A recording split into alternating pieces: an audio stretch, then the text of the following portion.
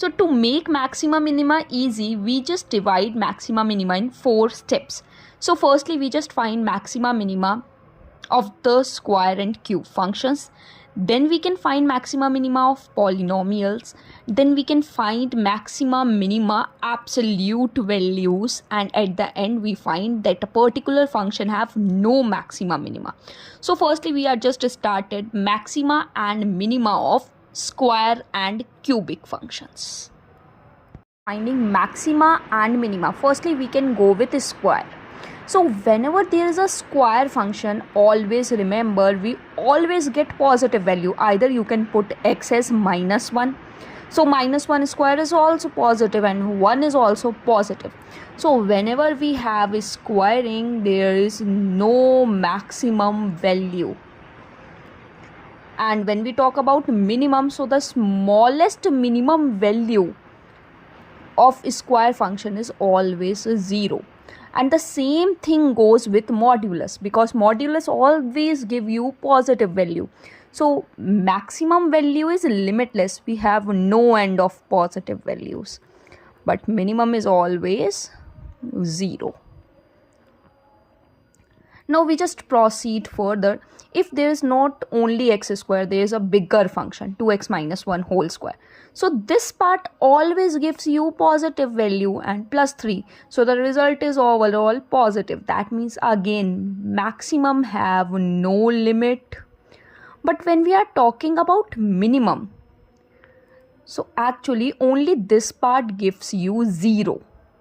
Minimum smallest value of a square function is 0, but plus 3 is there. So it becomes 0 plus 3. That means minimum value is 3. So in a square function, minimum part, the square part is always 0 for minimum. The rest part you can add. In modulus also, this part is always positive, and when plus 3 is added, that is also positive. So positive value have endless limits. So no maximum, but minimum is always, this part becomes 0, the minimum, because when I take x as -2, so -2 plus 2 cancel and this part is 0. So minimum, this part is 0 plus 3 is there, so minimum value is 3. Always remember, when square function, maximum has limitless, so no maximum in square functions, but minimum is 0. Similarly, in this question, as maximum is no, because square function. Modulus function also maximum is no. But when we are talking about minimum, so this part becomes 0, and 0 minus 7, it becomes -7. Similarly, this part, when we are talking about minimum function, so this part becomes 0, and 0 minus 2, so it is -2. But the case reverse here. When outside the square function or outside the modulus, negative value is present. So in that case, everything changed.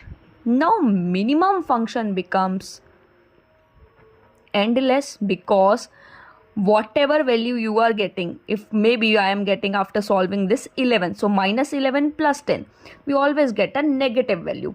So if outside the square this negative value, so in that case everything reverse. Minimum become no, and maximum for this part becomes 0, and 0 plus 10, so it is 10.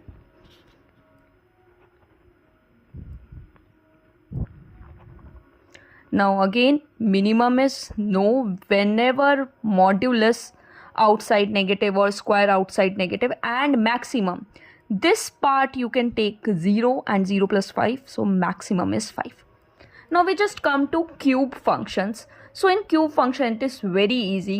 Whenever you put positive value, you get your answer positive. Whenever you put negative value, you get your answer negative. Either simple 2 is written or negative 2 is written, that doesn't matter. Whenever there is a cube function in the question, you only need to write no maxima, no minima. So in cube functions,